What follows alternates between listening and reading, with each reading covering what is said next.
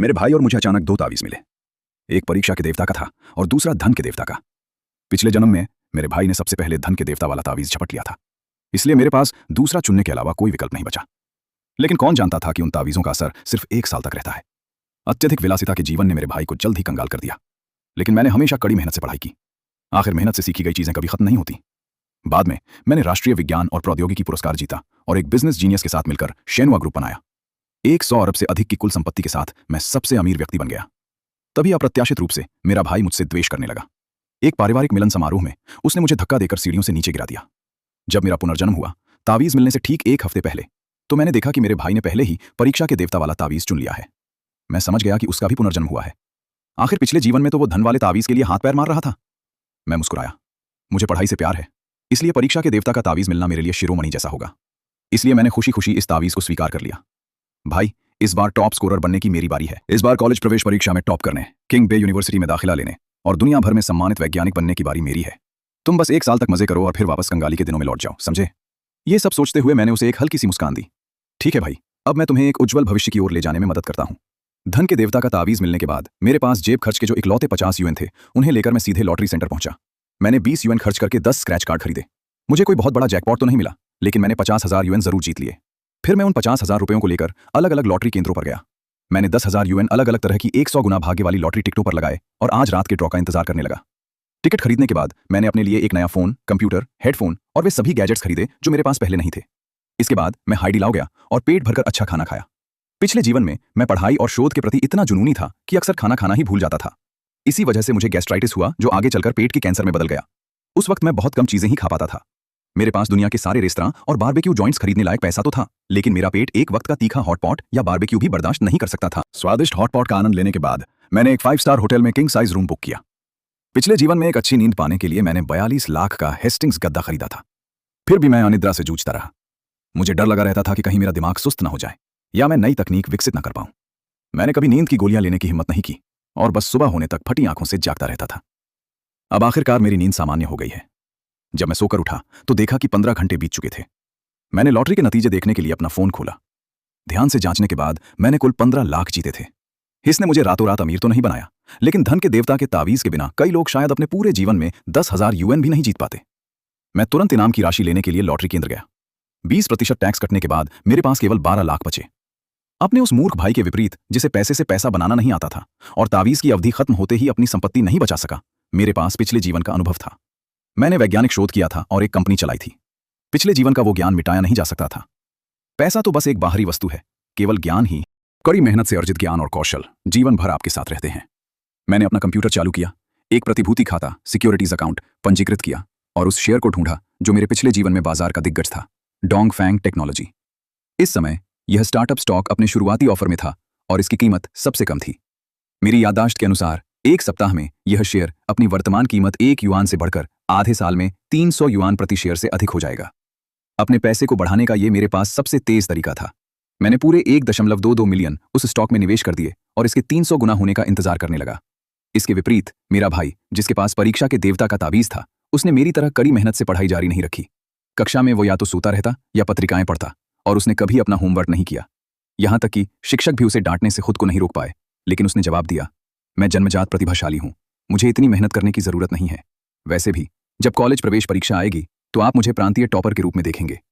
उसे ख्याली पुलाव पकाते देख शिक्षक ने भी उससे उम्मीद छोड़ दी, लेकिन मैंने अपनी कड़ी मेहनत जारी रखी। हालांकि अपनी पिछली जिंदगी में मैं प्रांतीय टॉपर था और मैंने किंग बे से पोस्ट डॉक्टरेट की थी।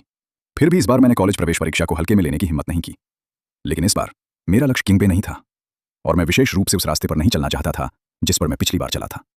चूंकि नियति ने मुझे पुनर्जन्म दिया है तो उसी रास्ते को दोहराना निरर्थक है। इसके अलावा इस बार मैं बिल्कुल भी लू रुआन, उस जीनियस टेक बॉय और उस बिजनेस जीनियस लड़की से नहीं मिलना चाहता था। प्यार का एक शक्तिशाली मेल। दुनिया के लिए यह एक पौराणिक कथा की तरह आदर्श लगता था। कोई नहीं जानता था कि मेरा हर कदम नंगे पैर तेज चाकुओं पर चलने जैसा था, जिसमें खून बह रहा था और दर्द हो रहा था। फिर भी मुझे मुस्कुराहट के साथ दुनिया का सामना करना पड़ा। मेरे भाई के पास परीक्षा के देवता का ताबीज था। हालांकि वह आलसी था और पढ़ाई नहीं करता था, फिर भी इसका उसके परीक्षा परिणामों पर कोई असर नहीं पड़ता था। वास्तव में वह हमेशा मुझसे 1 अंक अधिक प्राप्त करता था, स्कूल में प्रथम आता था और शिक्षकों तथा सहपाठियों द्वारा उसकी प्रशंसा की जाती थी। मेरे भाई का घमंड 7वें आसमान पर था। जब भी वह मुझे पढ़ते हुए देखता तो मेरा मजाक उड़ाता। भाई, तुम चाहे कितनी भी पढ़ाई कर लो, तुम मुझे नहीं हरा सकते। मैं तुम्हें सलाह देता हूं कि पढ़ाई बंद करो और अपने उस दयनीय धन के देवता के ताबीज का उपयोग लॉटरी टिकट खरीदने के लिए करो। 1 साल तक अच्छे से खाओ पियो और फिर गरीब होने का इंतजार करो। मैंने उसे नजरअंदाज कर दिया।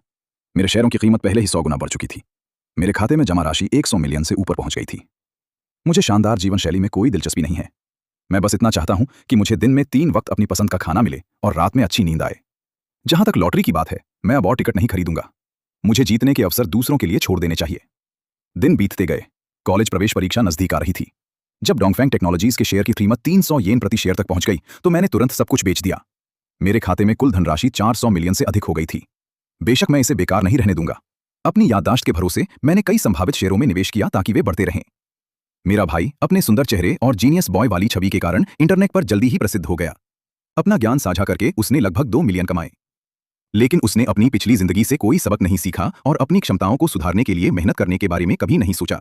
भाई, अंदाजा लगाओ मैं किससे मिला। मेरा भाई बड़े गर्व के साथ मेरे कमरे में आया। मैं कुछ शोध डेटा की गणना करने में व्यस्त था और मैंने सिर उठाकर देखने की जहमत भी नहीं की। नहीं पता और ना ही मुझे दिलचस्पी है। जब मैं उसका नाम लूंगा तब तुम्हें दिलचस्पी होगी।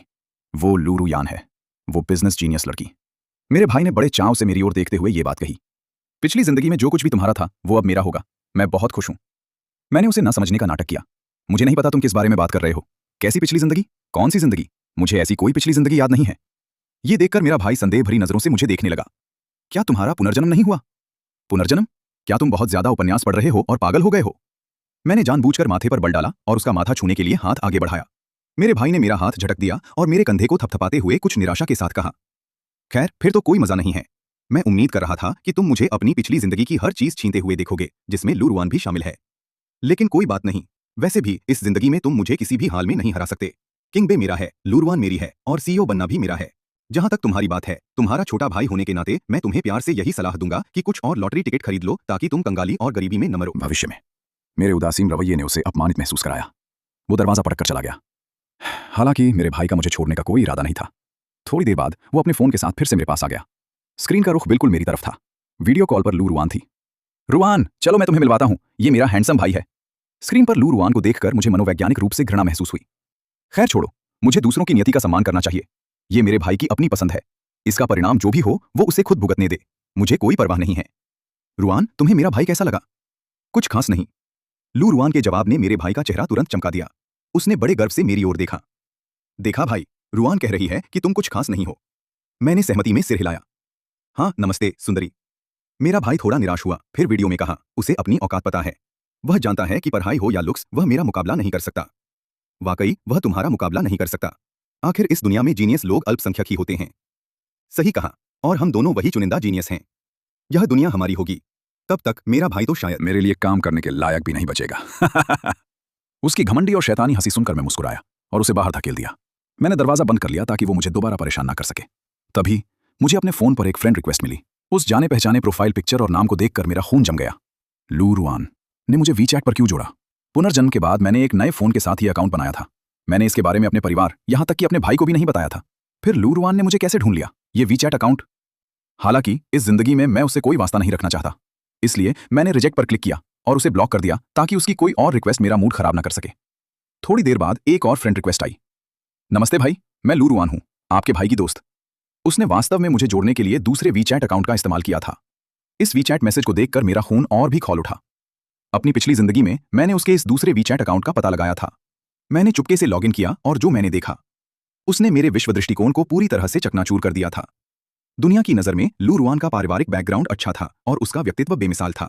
वो एक बिजनेस जीनियस भी थी जिसे अनगिनत पुरुष पसंद करते थे। इंटरनेट पर तो एक गाना भी मशहूर था जिसके बोल थे, अगर शादी करनी है तो लू रुआन से करो। और उसका पति होने के नाते स्वाभाविक रूप से मैं लोगों की ईर्ष्या और जलन का पात्र था।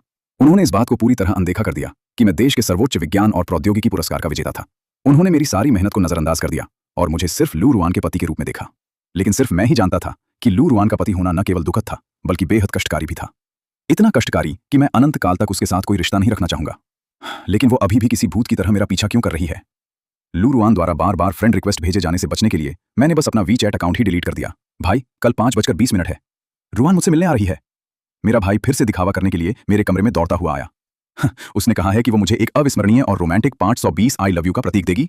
मैं बहुत उत्साहित हूं। मैंने शांति से जवाब दिया। हालांकि मेरा भाई मेरी इस ठंडी प्रतिक्रिया से असंतुष्ट था। उसने मेरे कंधे पकड़े और सवाल किया, क्या तुम मुझसे जल रहे हो?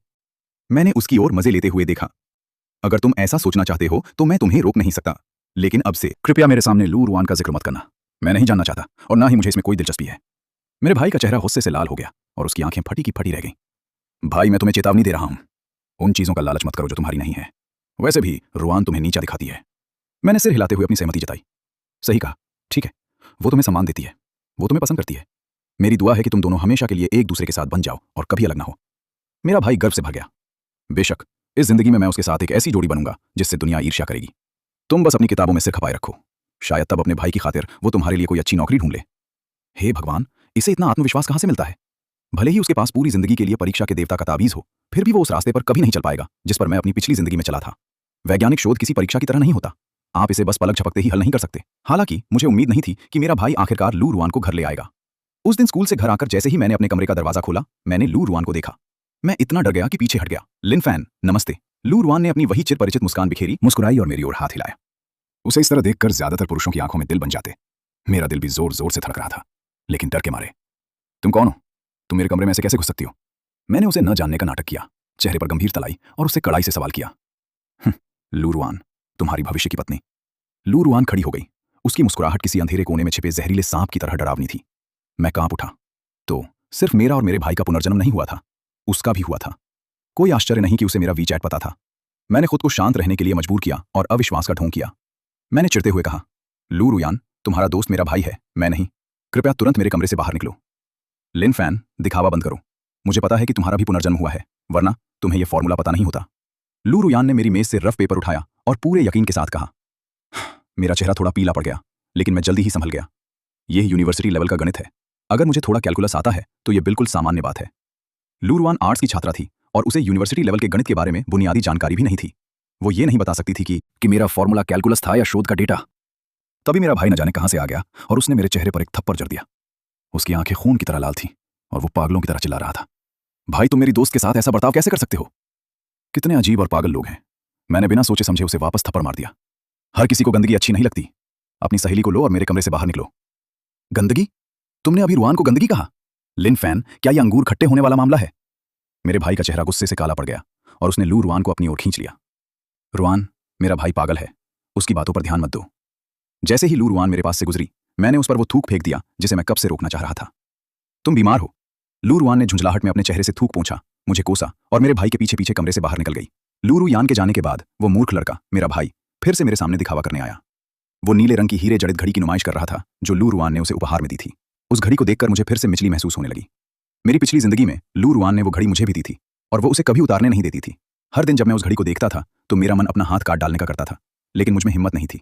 मैं सच में उस राक्षसी लू रुआन का मुकाबला नहीं कर सकता था।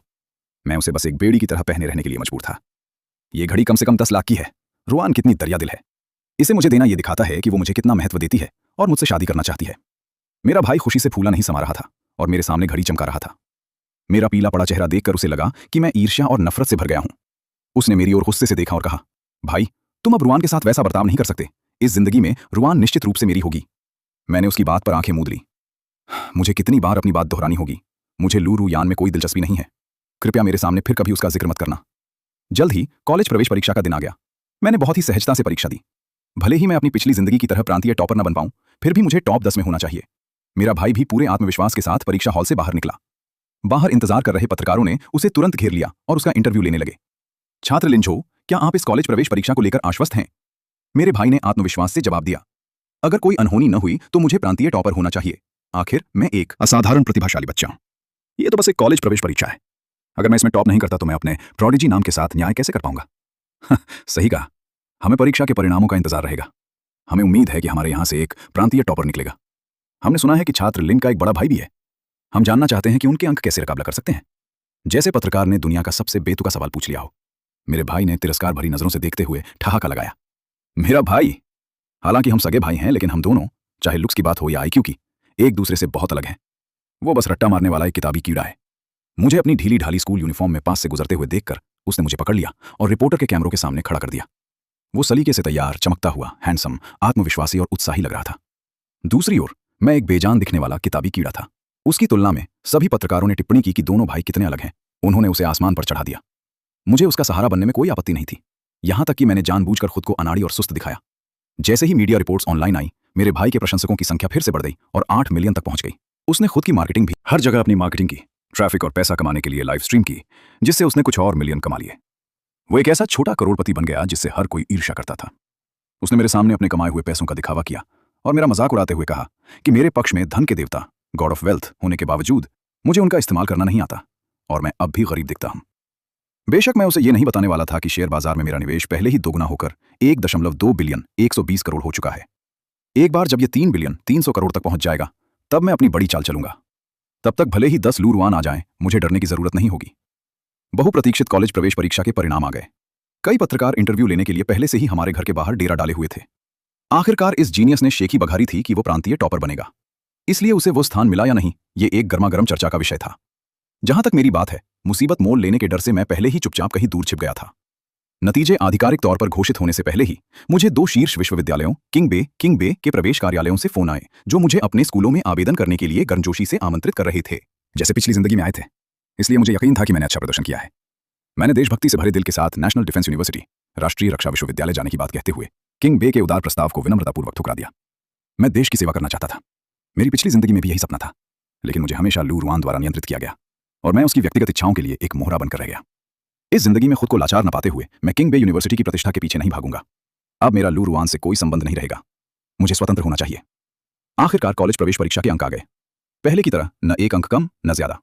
मेरे भाई का स्कोर अभी भी मुझसे 1 अंक अधिक था। मेरा भाई प्रांतीय टॉपर बन गया।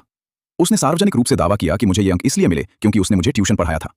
जब लोगों ने मुझसे पूछा तो मैंने भी वही जवाब दिया। वो जितनी चाहे उतनी शोहरत ले सकता था, मुझे इसकी परवाह नहीं थी। मेरे भाई की जीनियस छवि और भी मजबूत हो गई और उसके प्रशंसकों की संख्या एक बार फिर बढ़ गई। जब कॉलेज के लिए आवेदन करने का समय आया तो मेरे भाई ने मुझे गंभीरता से चेतावनी दी। भाई, मैं किंग बे जा रहा हूं। मुझे उम्मीद है कि तुम्हें अपनी औकात पता होगी। मेरे जैसे स्कूल में मत आना, कहीं मेरी चमक तुम्हें धुंधला न कर दे। मैं मुस्कुराया और जवाब दिया, चिंता मत करो, मुझे किंग बे में कोई दिलचस्पी नहीं है। मैं नेशनल डिफेंस यूनिवर्सिटी के लिए आवेदन कर रहा हूं। यह सबसे अच्छा रहेगा, लेकिन जब तुम आवेदन करोगे तो तुम्हें यह मेरे सामने ही करना होगा, ताकि तुम अपनी बात से पीछे न हट सको। मुझे इससे कोई आपत्ति नहीं थी। मैंने उसके सामने ही आवेदन किया। मैंने नेशनल डिफेंस यूनिवर्सिटी में बायोकेमिकल और न्यूक्लियर एनर्जी टेक्नोलॉजी विषय को चुना। यह वही प्रमुख विषय था जो मैंने अपनी पिछली जिंदगी में पढ़ा था, लेकिन तब मुझे इसका व्यावसायिक उद्देश्यों के लिए उपयोग करने को मजबूर किया गया था और मैं देश की सेवा नहीं कर सका था। जल्द ही मेरे भाई और लू रुयान ने इंटरनेट पर बड़ी बड़ी पोस्ट डालकर अपने रिश्ते की घोषणा कर दी। उन दोनों का किंग बे यूनिवर्सिटी में समय से पहले ही दाखिला हो गया। जीनियस बॉय और बिजनेस जीनियस गर्ल के इस मिलन ने एक बार फिर मेरे भाई को भारी संख्या में प्रशंसक और प्रसिद्धि दिलाई। उसकी लोकप्रियता आसमान छूने लगी, जो ए लिस्ट सेलिब्रिटी सितारों को टक्कर दे रही थी। यह देखकर कि उनके शुरुआती प्रवेश नोटिस आ गए थे, लेकिन मेरा नहीं आया था और नेशनल डिफेंस यूनिवर्सिटी ने इंटरव्यू के लिए भी मुझसे संपर्क नहीं किया था, मुझे स्पष्ट रूप से कुछ गलत होने का एहसास हुआ। मैंने कॉलेज आवेदन नामांकन प्रणाली में लॉगिन किया और यह देखकर स्तब्ध रह गया कि मेरी एकमात्र पसंद नेशनल डिफेंस यूनिवर्सिटी वाला विकल्प रद्द कर दिया गया था। उसकी जगह एक बहुत ही घटिया स्तर का वोकेशनल कॉलेज डाल दिया गया था। मेरा दिल बैठ गया। मैं अपने कमरे से बाहर भागा और अपने भाई को पकड़ लिया, जो खुशी से झूम रहा था। लिंझो, तुम्हारी हिम्मत कैसे हुई मेरा आवेदन बदलने की? मेरे भाई ने लापरवाही से मुझे पीछे धकेल दिया। हाँ, मैंने इसे बदला है तो क्या? तुम मेरे इकलौते भाई हो। मैं तुम्हें देश के हवाले नहीं करना चाहता और नहीं मैं अकेले अपने माता पिता की देखभाल की जिम्मेदारी उठाना चाहता हूं। इसके अलावा तुम सिर्फ एक वोकेशनल कॉलेज के ही लायक हो। मुझे इतना गुस्सा आया कि मैंने उसके चेहरे पर एक जोरदार थप्पड़ जड़ दिया। फिर तो मुझे बस इंतजार करना होगा और देखना होगा कि तुम कितने काबिल हो। बेशक मैं खुद को उस नेशनल डिफेंस यूनिवर्सिटी में जाने से नहीं रोक सकता था जिसकी मैंने हमेशा कामना की थी। केवल वहां जाकर ही मैं वास्तव में लू रुआन से बच सकता था। अपनी पिछली जिंदगी में मेरा नेशनल डिफेंस यूनिवर्सिटी के चांसलर के साथ संपर्क रहा था और मेरे पास उनकी जानकारी थी। मैंने चांसलर को फोन किया और अपनी स्थिति समझाई। उन्होंने मुझे इंटरव्यू के लिए राजधानी बुलाया। मैंने तुरंत फ्लाइट बुक की और विमान में सवार हो गया। राजधानी पहुंचकर मैंने चांसलर से मुलाकात की। मुझसे बात करने के बाद चांसलर ने तुरंत अपवाद स्वरूप मुझे प्रवेश देने का प्रस्ताव रखा। उन्होंने मुझसे एक बायोकेमिकल और परमाणु ऊर्जा टीम, जब तक मैं स्वयं अनुसंधान के लिए धन जुटा सकता था। मेरी शेयर संपत्ति पहले ही 3 अरब तक पहुंच चुकी थी, इसलिए शोध के लिए फंड देना कोई समस्या नहीं थी। मुझे जिसकी आवश्यकता थी वह था एक मंच और एक प्रतिभाशाली टीम। हालांकि यह देखकर कि मैं नेशनल डिफेंस यूनिवर्सिटी में दाखिला लेने जा रहा हूं, मेरे भाई ने भ्रमित होकर पूछा, तुम अपने दम पर नेशनल डिफेंस यूनिवर्सिटी में कैसे प्रवेश पा सकते हो? मैं अपना सूटकेस लेकर दरवाजे से बाहर निकल गया। निकलने से पहले मैंने उसे याद दिलाने के लिए पीछे मुड़कर देखा। हमारे गुड लक चांस खत्म होने वाले हैं। किंग बे अपनी क्षमताओं का परीक्षण करने के लिए एक प्रवेश परीक्षा आयोजित करेगा। अपनी असलियत सामने मत आने देना। तब मेरे भाई के चेहरे पर घबराहट की एक लकीर दिखाई दी, लेकिन उसने जल्दी ही खुद को संभाल लिया। उसने बेपरवाही से कहा, मेरा दाखिला पहले ही हो चुका है। मुझे नहीं लगता कि वे मुझे बाहर निकाल सकते हैं। आखिरकार मैं 10 मिलियन प्रशंसकों वाला एक इंटरनेट सेलिब्रिटी हूं। मुझे यकीन है कि वे इतने नासमझ नहीं होंगे। खैर, जो भी हो, मैं अपना सूटकेस खींचते हुए देश की रक्षा में योगदान देने के अपने सपने की ओर चल पड़ा। जैसे ही मैं विमान से उतरा, मेरा फोन बजा। एक अज्ञात नंबर देखकर मुझे लगा कि यह नेशनल डिफेंस यूनिवर्सिटी से होगा, लेकिन फोन पर मुझे लियू रुयान की लुभावनी आवाज सुनाई दी। लिनफैन, मेरी बात मानो। तुरंत नेशनल डिफेंस यूनिवर्सिटी से अपना नाम वापस ले लो, वरना ये तुम्हारे भाई की जिंदगी नर्क बना देगी। पिछली जिंदगी में भी लियू रुयान ने मुझे धमकाने के लिए मेरे भाई की जान का इस्तेमाल किया था। उस समय मैंने अपने भाई के रिश्ते को बहुत अहमियत दी और उसे अपनी कमजोरी बनने दिया। लेकिन इस जिंदगी में उसने हर मोड़ पर मुझे नीचा दिखाने की कोशिश की, यहां तक कि उसने मेरे आवेदन के साथ छेड़छाड़ की, जिससे मेरे मन में उसके लिए बची कुची पारिवारिक ममता भी खत्म हो गई। अब मुझे उसकी जिंदगी या मौत की कोई परवाह नहीं है, खासकर तब जब इसका मतलब लियू रुयान के साथ उलझना हो। मुझे कोई फर्क नहीं पड़ता। मैंने लियू रुयान से एक शब्द भी नहीं कहा। मैंने बस फोन काट दिया, उसका नंबर ब्लॉक किया और अपना फोन बंद कर दिया। जब मैं रजिस्ट्रेशन के लिए स्कूल पहुंचा तो चांसलर ने मुझे अपने ऑफिस बुलाया और शिकायतों का एक ढेर मेरे सामने रख दिया। ये सभी पत्र तुम पर खराब चरित्र और परीक्षाओं में नकल करने का आरोप लगाते हैं। तुम्हारा क्या कहना है? मैं जानता था कि ये पत्र लियू रुयान की ही करतूत होंगे। वो जानती थी कि एक बार जब मैं नेशनल डिफेंस यूनिवर्सिटी में दाखिल हो गया और एक राज्य संरक्षित शोधकर्ता बन गया तो उसके पास मुझसे संपर्क करने, मुझे नियंत्रित करने या मेरा शोषण करने का कोई मौका नहीं बचेगा। मैंने उन पत्रों को खोला तक नहीं। इसके बजाय मैंने शांति से चांसलर की ओर देखा। चांसलर, मेरा ज़मीर साफ है। अगर आपको मुझ पर कोई संदेह है तो आप मुझे एक प्रोबेशनरी पीरियड पर रख सकते हैं। मैंने खास तौर पर तुम्हें यहां भर्ती किया है। मुझे तुम पर भरोसा है। मुझे उम्मीद है कि तुम हमारी राष्ट्रीय सुरक्षा में योगदान दे पाओगे। हमें सच में तुम्हारे जैसे हुनरमंद लोगों की जरूरत है। चांसलर ने मुस्कुराते हुए मेरे कंधे को थपथपाया और बाहर की ओर इशारा किया। मैंने दरवाजे की ओर मुड़कर देखा तो मुझे वो चेहरा नजर आया जिसने 2 जन्मों तक मेरे सपनों में अपनी जगह बनाई थी। मेरा दिल जोरों से धड़कने लगा। वो थी बाई निंग बिंग, मेरे घर के पास रहने वाली वो छोटी सी लड़की। चांसलर ने उसकी ओर इशारा करते हुए मेरा उससे परिचय कराया। ये तुम्हारी टीम में शामिल होना चाहती है। देख लो, अगर तुम इसे टीम में रखना चाहो। हाँ बिल्कुल, मैंने बिना दोबारा सोचे उत्साह के साथ सिर हिलाया। मेरा नेशनल डिफेंस यूनिवर्सिटी में दाखिला लेने का इतना दृढ़ संकल्प न केवल देश की सुरक्षा में योगदान देने के लिए था, बल्कि बिंग बिंग के लिए भी था। मैं उसके साथ काम करना और उसके साथ रहना चाहता था। शुक्रिया जूनियर लिन, कृपया भविष्य में मेरा ख्याल रखना। बिंग बिंग ने मेरी ओर अपना हाथ बढ़ाया। मैंने घबराते हुए उसका हाथ थाम लिया। जैसे ही मैं अपना हाथ वापस खींचने वाला था, उसने अचानक मेरा हाथ जोर से दबाया। उसकी आंखें मुझे देखते हुए उत्साह से चमक रही थीं। लिनफैन, मैंने तुम्हारा बहुत इंतजार किया है। मैंने हैरानी से उसकी ओर देखा। क्या तुम मुझे जानती हो? मैं तुम्हें बहुत बहुत लंबे समय से जानती हूँ। इतना लंबा समय कि एक पूरा जीवन बीत गया हो। बाई निंग बिंग ने गहराई से मेरी आंखों में झांका। उसकी नजरों में एक खास चमक थी। मैं समझ गया, उसका भी पुनर्जन्म हुआ था। मुझे हमेशा लगता था कि उसके लिए मेरा प्यार एक तरफा है। मैंने कभी नहीं सोचा था कि वो भी मेरा इंतजार कर रही थी। मेरी आंखें हल्की नम हो गईं। मैंने अपना सिर झुकाया और स्नेह के साथ उसकी ओर देखा। तो क्या मैं तुम्हें गले लगा सकता हूं? बाई निंग बिंग ने अपनी बाहें फैला दी और मेरे गले लग गई।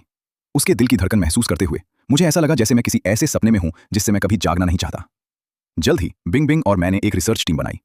अपनी पिछली जिंदगी की यादों के आधार पर हमने उन प्रतिभाशाली लोगों को अपनी टीम में शामिल किया जो अभी युवा थे, लेकिन भविष्य में बड़ी उपलब्धियां हासिल करने वाले थे। रिसर्च का पैसा मेरा अपना था, इसलिए मैं उन्हें आजादी से इस्तेमाल कर सकता था।